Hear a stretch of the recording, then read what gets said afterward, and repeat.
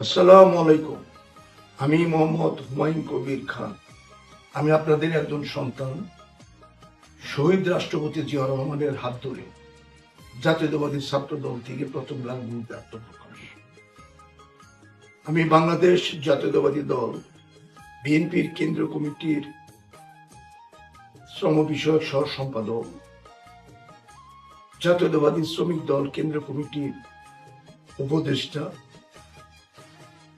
বাংলাদেশ সড়ক পরিবহন শ্রমিক ফেডারেশনের সাধারণ সম্পাদক, ঢাকা বিভাগীয় সাধারণ সম্পাদক, গাজীপুর জেলা সড়ক পরিবহন শ্রমিক ইউনিয়নের সাধারণ সম্পাদক, সাবেক ভিপি কালীঘটি ডিপোর্স।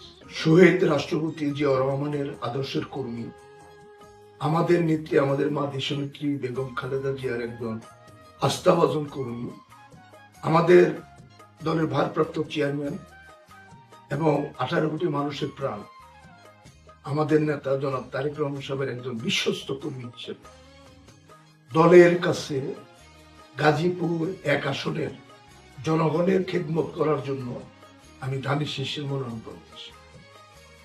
ভারপ্রাপ্ত চেয়ারম্যান জনাব তারেক রহমান সাহেবের নির্দেশে দেশব্যাপী এই নির্বাচন এবং দেশকে নিয়ে যে ষড়যন্ত্র চলছে সেটা মোকাবেলা করার জন্য আমরা ইনশাল্লাহ ঐক্যবদ্ধ আছি এবং আগামী দিনে যত ষড়যন্ত্র তার বিরুদ্ধে আমরা শক্তিশালী অবস্থান নিয়ে তার প্রতিহিত।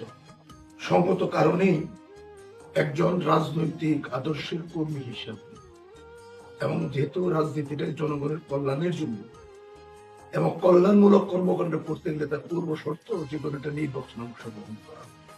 17 বৎসরের মধ্যে 7 বার জেলে গিয়েছি এবং জামিন নিয়ে বেরিয়েই গেটের থেকে আবার গ্রেপ্তার হয়েছে।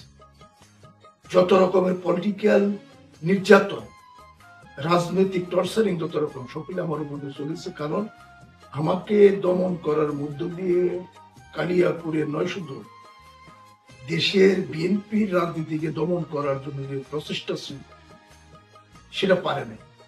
আমাদের দেশনেত্রী বেগম খালেদা জিয়ার সঙ্গে মামলার আসে ঢাকার প্রত্যেকটা কর্মসূচিতে একটা শক্তিশালী অবস্থান থেকে ভূমিকা রাখার চেষ্টা করেছে। কালিয়াপুরের প্রত্যেকটি অবস্থান থেকে শক্তিশালী ভূমিকা রাখার চেষ্টা করেছে।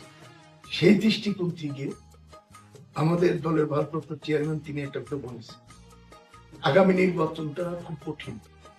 পাশাপাশি বলেছেন যার সঙ্গে তৃণমূলের জনগণের সঙ্গে, তৃণমূলের নেতা কর্মীদের সঙ্গে সম্পর্ক যোগাযোগ আছে, যারা